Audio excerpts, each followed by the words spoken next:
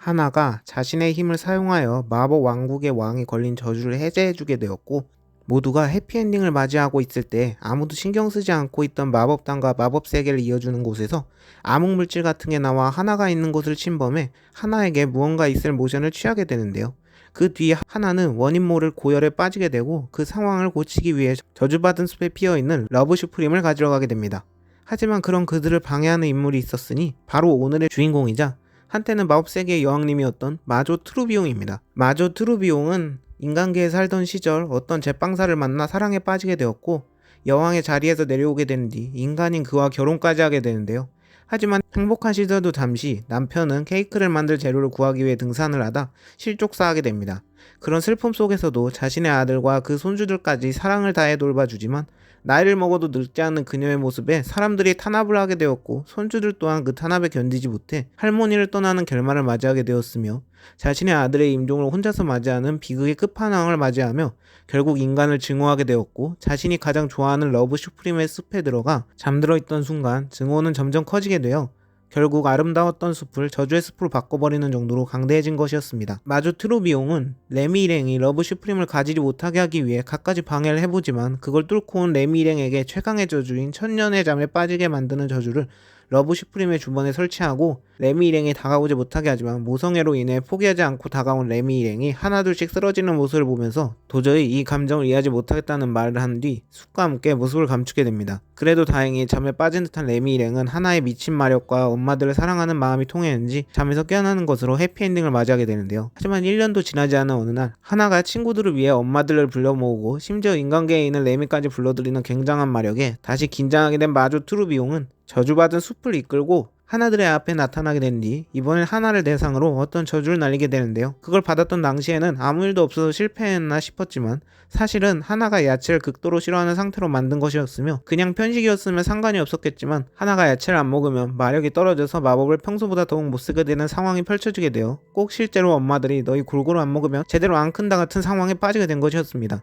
이 상황을 타파하기 위해 마조 트루비옹의 전속 요리사였던 마조 록산느가 펼친 경연에서 이겨 가지고 있던 레시피북을 이용하거나 상황을 이용한 것으로 점점 하나의 마력을 되돌리고 있었고, 최종적으로 저주를 완전히 이겨낸 뒤 하나의 머리끈에서 빛이 나며 해피엔딩을 맞이하게 되었을 때 다시 심통이 난 마조 트루비옹은 레미 일행 중 모모에게 최면을 걸어 하나를 데려오면 모모의 소원인 마조 문로를 만나게 해주겠다는 말도 안 되는 말로 오게 만들지만, 모모를 막아선 레미 일행에 의해 모모가 지금은 친구들이 중요하다는 것을 깨닫게 되자 마조 트루비옹이 걸었던 최면에서 빠져나오는데 성공하게 되었을 때 왜 우는지 모르겠지만 그 우는 소리에 하나가 반응해 레미들 이끌고 마조 트루비옹이 있는 곳에 나타나게 됩니다. 그리고 그렇게 찾아온 레미 일행에게 분노를 표출한 마조 트루비옹에게 오히려 레미 일행은 과거의 여왕님의 이름을 따서 만든 사랑스러운 트루비옹을 대접하는 것으로 그때 추억을 다시 떠올리게 하는데요. 人間のしかも子供たちがこのケーキを作るとは。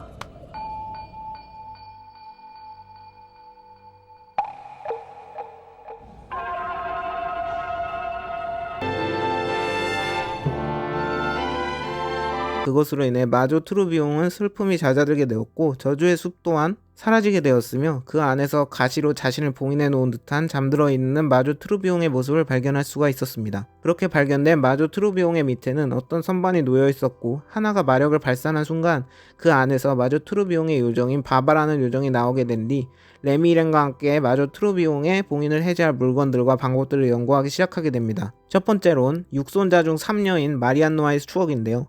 마리안느는 여자이지만 남자애스러운 행동 때문에 당당하게 목걸이를 가지고 싶다는 말을 하질 못하지만, 마조 트루비옹은 그것마저 눈치를 채고 과거에 조르주가 선물해준 목걸이를 잘라서 마리안느를 위한 조개 목걸이를 만들어준 추억을 떠오르게 되었고, 그러므로 가시덩굴 하나를 없애는 데 성공하게 됩니다. 두 번째로는 육손주 중 차녀 나타샤였습니다. 그녀는 무지개를 무척 좋아해 마조 트루비옹 또한 그녀에게 무지개 용단을 선물해줬을 거라고 여겨 레미 일행 또한 제작에 도전을 하게 되지만, 생각 이상으로 무지개 모양은 어려운 작업이었기에 무지개라기보다는 계단 모양의 결과물이 만들어지게 되었는데요. 하지만 자신들의 정성을 알아줄지도 모르는 마음에 도전을 하게 되었을 때 과거의 영상에서 마조 트루비옹 또한 6단을 짜는 게 서툴렀기 때문에 무지개라기보단 계단 모양으로 만들었다는 걸 알게 되고 우연히 만든 최고의 결과를 달성하게 되었습니다. 세 번째로는 사녀인 로라였으며 추억의 물건은 고양이 머플러였는데요. 이 물건은 로라가 바바를 유독 좋아하는 모습을 보고 마조 트루비옹이 머플러에 고양이 얼굴을 넣어 제작을 해준 것이었는데요. 레미 일행도 똑같은 모양이 아니긴 하지만 고양이 그림이 그려진 머플러를 만들어 마조 트루비옹께 보내주며 또다시 가시덩굴 하나를 없애는 데 성공을 하게 됩니다. 그 다음은 육손주 중 오녀인 안젤라입니다.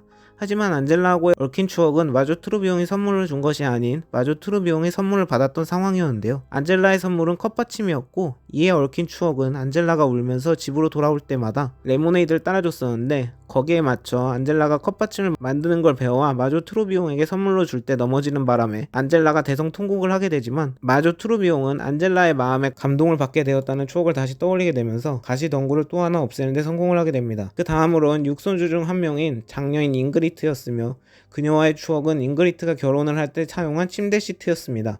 사실 잉그리트와 결혼하고 싶어하는 남성은 얼마 후 전쟁에 불려갈 상황에 놓이게 되었기에 그녀의 아버지인 앙리는 결혼을 반대했지만 마조 트루비옹의 응원을 받고 둘이서 앙리에게 계속해서 설득한 결과 결혼을 승낙받게 되고 결혼식을 올리게 된 뒤 마조 트루비옹에게 침대 시트를 받게 되는 추억을 마조 트루비옹이 떠올리게 되며 이제 가시덩굴 한 개만 남기게 됩니다. 마지막 덩굴은 막내인 로이와 연관이 되었다기보단 육손주 전체가 연관되어 있다고 생각이 드는데요. 그 이유는 남은 가시덩굴이 지금까지 것들과는 두께가 다르기도 하고 마지막 추억이 깃든 선물인 테피스트리에 육손주들이 모두 들어가 있기에 그렇게 생각을 해보게 되었습니다.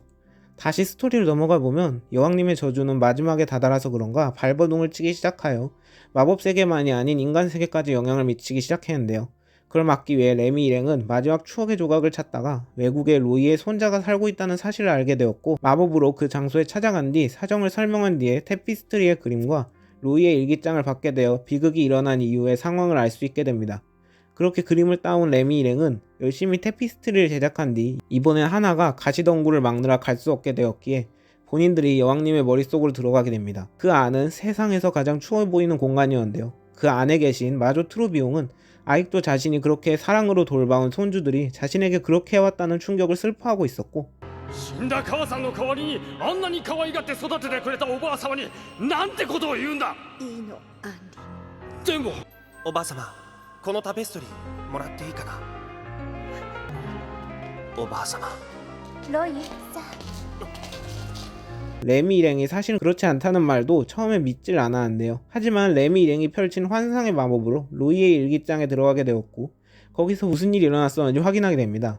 사실 육손주가 마조 트루비옹을 질책하면서 떠난 뒤 그들의 아버지 낭리가 위태롭다는 소식을 듣게 되자마자 바로 달려오고 있었지만 악천후로 인해 사고를 당하게 되었으며 전보를 받은 지 2주가 지난 뒤에야 도착하게 되어 앙리는 이미 세상을 떠난 뒤였고 마조 트루비옹마저 모습을 찾을 수가 없었습니다. 그들은 이러한 사태가 자신들이 한 일에 대한 업보라 여기며 후회를 하면서 매년 기일마다 이곳에 찾아와 마조 트루비옹의 무사를 기원하게 되는데요.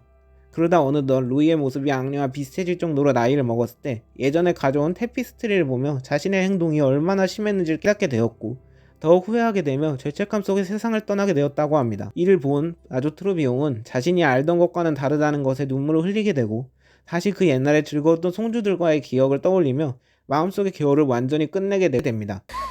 ありがとう私の可愛い孫たち 그리고 가시봉인마저도 전부 해제하는 데 성공하게 되었을 때 레미 일행이 마녀 개구리의 저주의 해제에 대한 얘기를 하게 되는데요.